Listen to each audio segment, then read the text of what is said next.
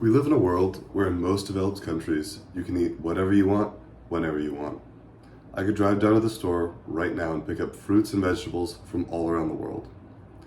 However, if we don't change how we approach food, there may not be enough to eat at all. Sustainable agricultural practices are necessary to keep up with current food demands, as well as ensuring that future generations are going to be able to meet those nutrition demands for themselves. Every single person that's listening can help contribute to this noble cause. I'm going to go over why sustainable agriculture is important, what can be done about it, and the barriers to implementing those beneficial practices. Sustainable agriculture is extremely important because of the environmental effects and preserving our resources. Farming is responsible for a large portion of our greenhouse gases. Research done by UC Davis concludes that every head of cattle produces up to 220 pounds of methane throughout its lifetime. For those of you who don't know, methane is an extremely potent greenhouse gas, far worse than carbon dioxide. Additionally, preserving resources is a top priority.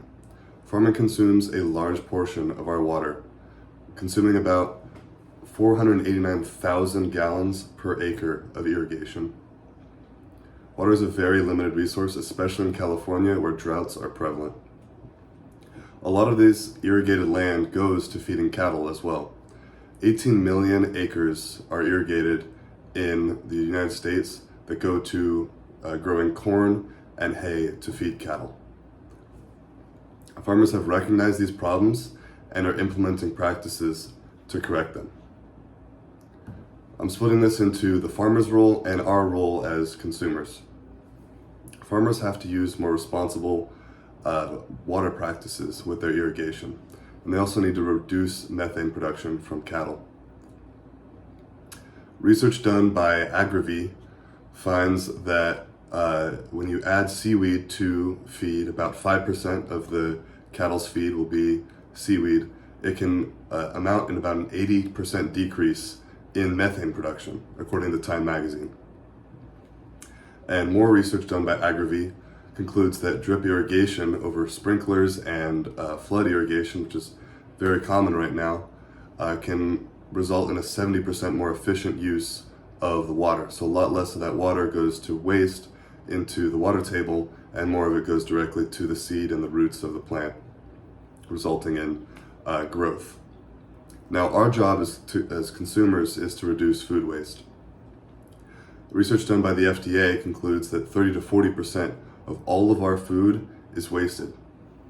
So our job as consumers is to only purchase what we need from the grocery store and make sure that we don't let this food go to waste.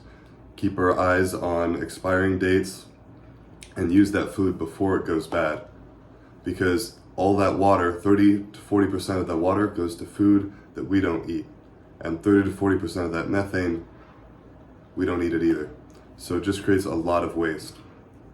Now, the barriers to implementing these sustainable practices on the farmer's end is most of the time cost. Implementing these technologies and these practices is very, very expensive. A lot of farmers are poor. They're putting the food on our tables and charging very, very small margins, paying for feed, cattle, equipment. It gets very expensive and their margins are very thin.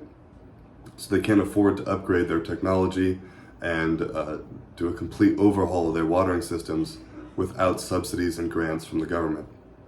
So that is our job to vote for politicians, let our politicians know that agriculturists need our help.